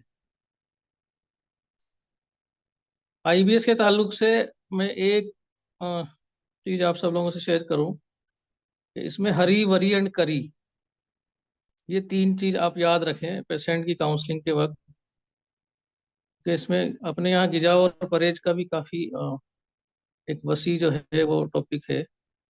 इसमें हरी वरी एंड करी, मरीज को मतलब वो एंजाइटी है, वो किसी चीज़ में जल्दीबाजी, नफसियाती जो दबाव होता है उससे भी ये प्रेसिपिटेट होती है, सोचो फिक्र से भी, और करी यानी कि जो मसाले जात हैं जिनकी तासीर अमूमन गर्म होती है, गर्म तासीर की मसाले जात चीज़ें, उनसे परहेज करना भी इसका एक अहम, इसको मैनेजमेंट में उसकी काफ़ी मदद हमें मिलती है। और जहाँ तक अद्वियात का ताल्लुकात है, मेरे ऐसे कई पेशेंट रहे हैं, जैसे कमल साहब ने शेयर किया कि लोग कई कई सालों से परेशान रहते हैं, और अल्हम्दुलिल्लाह आप उनकी काउंसलिंग करके प्रॉपर वे में अगर 2-3 महीने भी पेशेंट आपके साथ रिटेन रहता है तो अल्हम्दुलिल्लाह आप उसको क्यूरेबल ट्रीटमेंट प्रोवाइड करा सकते हैं। क्योंकि आप सब माशाल्लाह क्वालिफाइड हकीम हैं, तो एक चंद चीज़ें जो मैं अक्सर अपने प्रिस्क्रिप्शन में अपने पेशेंट्स को देता हूँ, उससे मुतालिक हब्बे नारकचूर का ज़्यादा इस्तेमाल मैं करता हूँ अक्सर IBS के केसेज में, 2BD या कई बार 2TDS की फॉर्म में, और मैं एक हब्बे मकव्वे मैदा के नाम से एक टेबलेट भी उनको देता हूँ। वो उसके कंटेंट भी मैं आपसे शेयर कर दूं। कवि मैदा के ताल्लुक से उसके 3-4 कंटेंट है, उसमें किशनीज और आपका आंवला और मुलेठी। और कई बार इसमें वर्द के इजाफे के साथ कई बार सुफूफ की शक्ल में भी जब पेशेंट्स को मैं इस्तेमाल कराता हूँ। और अल्हम्दुलिल्लाह ये जैसा कि अभी आपने शेयर किया था अकमल साहब ने भी अपने लेक्चर में कि जवारिश शाही, जवारिश आमला, जवारिश अनारिन, ये तमाम चीज़ें आपकी हरारत को भी काउंटर करेगी और जो है वो रतूबत को भी काउंटर करेगी। तो असल उसूल तो वही रहना है। ये मतलब 8-10 दवाओं में आप सभी आईबीएस के केसेज को अल्हम्दुलिल्लाह डील कर सकते हैं। और कोई स्पेसिफिक मसला हो, जैसे किसी को नफ्सियाती या जिसको एंजाइटी से जोड़ते हैं, तो उसमें कुछ मुफर्रिय दिमाग आप इस्तेमाल कर सकते हैं। बाकी मेरे जो है तजर्बे में तो यही है कि अल्हम्दुलिल्लाह में इन्हीं 3-4 जैसे मुकव्वे मैदा जो जिसका मैंने आपको फार्मूला शेयर किया वो, या उसी में वर्द मुकर्रर, वर्द के इजाफे के साथ, गुलाब के इजाफे के साथ सुफूफ की शक्ल में, और आपका हब्बे नारकचूर का अक्सर मैं इस्तेमाल करता हूँ और अल्हम्दुलिल्लाह अच्छे रिजल्ट्स उसमें मुझे मिलते हैं पेशेंट के साथ। हाँ, काउंसलिंग प्रॉपर आप करिए पेशेंट की, वो बहुत जरूरी है। बहुत बहुत शुक्रिया सर आपके इस इंफॉर्मेशन और अपने तजुर्बात और अपने नुस्खाजात और एक जो एक कहावत ही हुई आज तो हरी भरी और करी उसको शेयर करने के लिए। मैं डॉक्टर अयूब से दरखास्त करूंगा कि वो इस पर सभी का शुक्रिया अदा करें और इस प्रोग्राम को कंक्लूड करें। तो अगर डॉक्टर अयूब अवेलेबल हैं तो प्लीज आ जाएं और आखिरी कलिमात अर्ज कर दें। जी सर, शुक्रिया बहुत बहुत। अस्सलाम वालेकुम। वालेकुम अस्सलाम। All India Unani Tibbi conference के टेक्निकल विंग की प्रेसिडेंट की हैसियत से मैं शुक्रगुजार हूँ शौकत अंसारी साहब, डॉक्टर शौकत अंसारी साहब का, और अकमल सर जिन्होंने इरिटेबल बाउल सिंड्रोम पे आज लेक्चर दिया। माशाल्लाह इससे सभी को बहुत फायदा होगा और हमें हमेशा अकमल सर से कुछ ना कुछ सीखने को मिलता है और मिलता रहेगा हमेशा। और